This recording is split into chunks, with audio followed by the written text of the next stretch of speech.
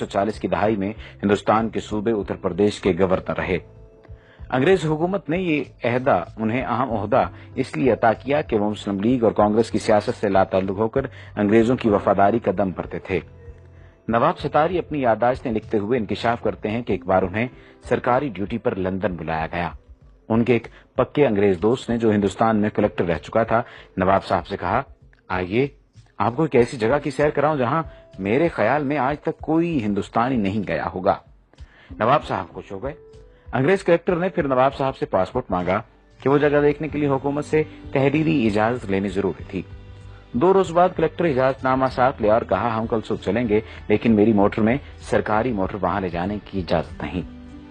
अगली सुबह नवाब साहब और वो अंग्रेज मंजिल की तरफ रवाना हुए। शहर से बाहर निकलकर बाएं तरफ जंगल शुरू हो गया। जंगल में एक पतली सी सड़क मौजूद थी। जूं-जूं चलते गए जंगल घना होता गया। सड़क के दोनों जानिब ना कोई ट्रैफिक थी, ना कोई पैदल मुसाफिर। नवाब साहब हैरान बैठे इधर उधर देख रहे थे। मोटर चलते चलते आधे घंटे से ज्यादा वक्त गुजर गया। थोड़ी देर बाद एक बहुत बड़ा दरवाजा नजर आया। फिर दूर सामने एक निहायत वसी और अरीज इमारत दिखाई दी। उसके चारों तरफ कांटेदार झाड़ियां और दरख्तों की ऐसी दीवार थी जिसे अबूर करना मुमकिन न था। इमारत के चारों तरफ जबरदस्त फौजी पहरा था। इस इमारत के बाहर फौजियों ने पासपोर्ट और तहरीरी इजाजतनामा गौर से देखा और हुक्म दिया कि अपनी मोटर वहीं छोड़ दें और आगे जो फौजी मोटर खड़ी है उसमें सवार हो जाएं। नवाब साहब और अंग्रेज कलेक्टर पहरेदारों की मोटर में बैठ गए। अब फिर इस पतली सड़क पर सफर शुरू हुआ। वही घना जंगल और दोनों तरफ जंगली दीवारों की, दरख्तों की दीवारें। नवाब साहब घबराने लगे तो अंग्रेज ने कहा, बस मंजिल आने वाली है। आखिर दूर एक और सिर्फ पत्थर की बड़ी इमारत नजर आई तो फौजी ड्राइवर ने मोटर रोक दी और कहा, यहाँ से आगे आप सिर्फ पैदल जा सकते हैं। रास्ते में कलेक्टर ने नवाब साहब से कहा, याद रखें आप यहाँ सिर्फ देखने आए हैं, बोलने या सवाल करने की बिल्कुल इजाजत नहीं। इमारत के शुरू में वसी दालान था। उसके पीछे मुतअद्दिद कमरे थे। दालान में दाखिल हुए तो एक बारिश नौजवान अरबी कपड़े पहने, सर पर अरबी रुमाल लपेटे एक कमरे से निकला। दूसरे कमरे से ऐसे ही 2 नौजवान और निकले। पहले ने अरबी लहजे में अस्सलाम वालेकुम कहा, दूसरे ने वालेकुम अस्सलाम, क्या हाल है। नवाब साहब ये मंजर देखकर हैरान रह गए। कुछ पूछना चाहते थे लेकिन अंग्रेज ने फौरन इशारे से मना कर दिया। चलते चलते एक कमरे के दरवाजे पर पहुंचे। देखा कि अंदर मस्जिद जैसा फर्श बिछा है। अरबी लिबास में मलबूस मुतअद्दिद तलबा फर्श पर बैठे हैं। उनके सामने उस्ताद बिल्कुल इसी तरह बैठे सबक पढ़ा रहे हैं जैसे इस्लामी मदरसों में पढ़ाते हैं। तलबा अरबी और कभी अंग्रेजी में उस्ताद से सवाल भी करते। नवाब साहब ने देखा कि किसी कमरे में कुरान मजीद पढ़ाया जा रहा है, कहीं किरत सिखाई जा रही है, कहीं तफसीर का दर्स हो रहा है, किसी जगह बुखारी शरीफ का दर्स दिया जा रहा है और कहीं मुस्लिम शरीफ का। एक कमरे में मुसलमानों और मसीहों के दरमियान मुनाजरा हो रहा था। एक और कमरे में फ़क़ही मसाइल पर बात हो रही थी। सबसे बड़े कमरे में कुरान का तर्जुमा मुख्तलिफ जुबानों में सिखाया जा रहा था। उन्होंने नोट किया कि हर जगह बारीक मसले मसाइल पर जोर है, मसलन गुस्ल का तरीका, वुजू, रोजे, नमाज और सजदे साहब के मसाइल, विरासत और रज़ात के झगड़े, लिबास और दाढ़ी की वज़ाक़ता, गा गा कर आयात पढ़ना, गुस्ल खाने के आदाब, घर से बाहर जाना, लौंडी और गुलामों के मसाइल, हज के मनासिक, बकरा दुम्बा कैसा हो, छुरी कैसी हो, दुम्बा हलाल है या हराम, हज और कज़ा नमाजों की बहस, ईद का दिन कैसे तय किया जाए और हज का कैसे, मेज पर बैठकर खाना, पतलून पहनना जायज है या नाजायज, औरत की पाकी और नापाकी के झगड़े, हुजूर की मेराज रूहानी थी या जिस्मानी, इमाम के पीछे सूरह फातिहा पढ़ी जाए या नहीं, तरावी 8 है या 20, नमाज के दौरान वुजू किया जाए तो आदमी क्या करे, वुजू टूट जाए तो आदमी क्या करे, सूद मुफरत जायज है या नाजायज वगैरह। एक उस्ताद ने सवाल किया, पहले अरबी फिर अंग्रेजी में निहायत चुस्ता उर्दू में, जमात अब ये बताए कि नजर बद, तावीज गंड आसेब का साया बरहक है या नहीं। 35-40 की जमात बैक वक्त बैक आवाज पहले अंग्रेजी में बोली ट्रू ट्रू, फिर अरबी में यही जवाब और फिर उर्दू में। एक तालिब इल्म ने खड़े होकर कहा, अल उस्ताद, नीयत जरूरी है तो मुर्दा लोगों का हज बदल कैसे हो सकता है? यानी अगर हज के लिए नीयत जरूरी है या किसी भी काम के लिए नीयत जरूरी है तो मुर्दा लोगों का हज बदल कैसे हो सकता है? कुरान तो कहता है हर शख्स अपने अमाल का जिम्मेदार है।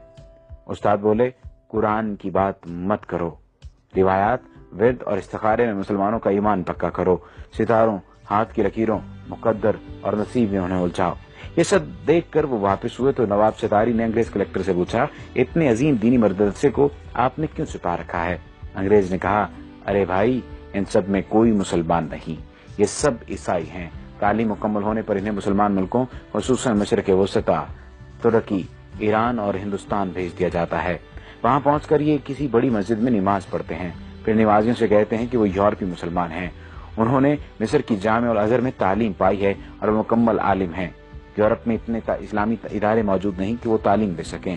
وہ سر دست تنخواہ نہیں چاہتے، صرف کھانا، سر چھپانے کی جگہ درکار ہے۔ پھر وہ مؤذن پیش امام بچوں کے لیے قرآن پڑھانے کے طور پر اپنی خدمات پیش کرتے ہیں۔ تعلیمی ادارہ ہو تو اس میں استاد مقرر ہو جاتے ہیں، جمعہ کے خطبے تک دیتے ہیں۔ نواب صاحب کے انگریز مہمان نے انہیں یہ بتا کر حیران کر دیا کہ عظیم مدرسے کے بنیادی اہداف یہ ہیں: مسلمانوں کو روایات، ذکر کے وظیفوں اور نظری مسائل میں الجھا کر قرآن سے دور رکھا جائے۔ حضور اکرم صلی اللہ علیہ وآلہ وسلم کا درجہ جس طرح بھی ہو سکے گھٹایا جائے۔ کبھی یہ کہو کہ آپ صلی اللہ علیہ وآلہ وسلم نعوذ باللہ رجل مسحور یعنی جادو زدہ تھے۔ اس انگریز نے یہ انکشاف بھی کیا کہ 1920 میں رنگیلا رسول نامی کتاب راجپال سے اسی ادارے نے لکھوائی تھی۔ اس طرح کئی برس پہلے مرزا غلام احمد قادیانی کو جھوٹا نبی بنا کر کھڑا کرنے والا یہی ادارہ تھا۔ ان کی کتابوں کی بنیاد لندن کی اس عمارت سے تیار ہو کر جاتی تھی۔ خبر ہے کہ سلیمان رشدی کی کتاب لکھوانے میں بھی اسی ادارے کا ہاتھ ہے۔ خدایا ایسا نہ ہو کہ مغرب رہن میں ہی میرا سماج رکھ لے۔ ہے فتنہ پرور نظام عالم تو اپنے مسلم کی لاج رکھ لے۔ اب جنگل کی حویلی کے ایک مکین سے ملاقات کیجیے۔ یہ واقعہ میرے دوست حسین امیر فرحات کے ساتھ کویت میں پیش آیا۔ واقعہ انہی کی زبانی سنیے۔ یہ 1979 کا واقعہ ہے۔ ان دنوں میں کویت کی کمپنی میں مندوب تعلقات عامہ یعنی افسر تعلقات عامہ موجود تھا، یعنی پبلک ریلیشن آفیسر۔ ہماری کمپنی کے ڈائریکٹر نے سری لنکا سے گھر کے کام کاج کے لیے خادمہ منگائی۔ دوسرے دن مجھ سے کہا اس خادمہ کو واپس بھیج دو، وہ ہمارے کسی کام کی نہیں، کیونکہ عربی جانتی ہے نہ ہی انگریزی۔ میں اس کے دستاویزات لے کر متعلقہ جگہ پہنچا تو پتا چلا کہ فی الحال سری لنکن سفارت موجود نہیں، البتہ برطانوی سری لنکن باشندوں کے معاملات دیکھتے ہیں۔ برٹش کونسل میں استقبالیہ کلرک نے میرا کارڈ دیکھا تو مسٹر ولسن سے ملایا۔ وہ بڑے اتفاق سے ملے اور بٹھایا۔ جب اس نے اندازہ لگایا کہ میں بھارتی یا پاکستانی ہوں تو اردو میں کہا میں کیا خدمت کر سکتا ہوں۔ میں نے سری لنکن خادمہ کے متعلق بتایا تو اس نے کہا کوئی مسئلہ نہیں، اسے ہم رکھ لیں گے، آپ کا جو خرچ آیا وہ ہم ادا کریں گے۔ یہ بتاؤ کہاں کے رہنے والے ہو؟ میں نے کہا پاکستان۔ وہ بولا وہ تو بہت بڑا ملک ہے۔ میں نے کہا پشاور کا رہنے والا ہوں۔ پشتوں میں پوچھا کون سی جگہ؟ میں نے بتایا نوشہرہ۔ جب میں نے گاؤں کا نام بتایا تو اس کی آنکھوں میں عجیب چمک پیدا ہو گئی۔ پھر وہ مختلف لوگوں کو پوچھنے لگا۔ میں نے بتایا کہ کون مر گیا ہے اور کون زندہ ہے۔ میں نے سوچا ہو سکتا ہے یہ نوشہرہ چھاونی میں ملازمت کرتا رہا ہو، لیکن اس کی عمر زیادہ نہیں تھی۔ اس نے کہا کچھ اور کہانی سنائی، پھر اس نے کافی منگائی، پھر انٹرکام پر کلرک سے کہا کہ اس کے پاس کسی کو مت بھیجنا۔ وہ اتنا خوش تھا کہ میں بیان نہیں کر سکتا تھا، اس کی خوشی دیدنی تھی۔ کافی کے دوران اس نے بتایا میں آپ کے گاؤں محلہ عیسیٰ خیل میں 4 سال تک پیش امام رہا ہوں۔ میں نے پوچھا کیا آپ مسلمان ہیں؟ وہ بولا میں نے 4 سال تک آپ کے گاؤں کا نمک کھایا ہے، آپ کے گاؤں والوں نے مجھے بڑی عزت دی، میں آپ سے جھوٹ نہیں بولوں گا، میں عیسائی ہوں یعنی اہل کتاب۔ اس کے بعد میرا اس کے ہاں آنا جانا رہا۔ وہ مجھے اپنا ہم وطن سمجھتا رہا اور تقریباً میرا ہم عمر تھا۔ تعجب کی بات یہ ہے کہ وہ ہمارے ہاں پاکستان بننے کے بعد رہا تھا۔ ایک دن میں نے پوچھا آپ پٹھانوں کا کھانا کیسا کھاتے رہے؟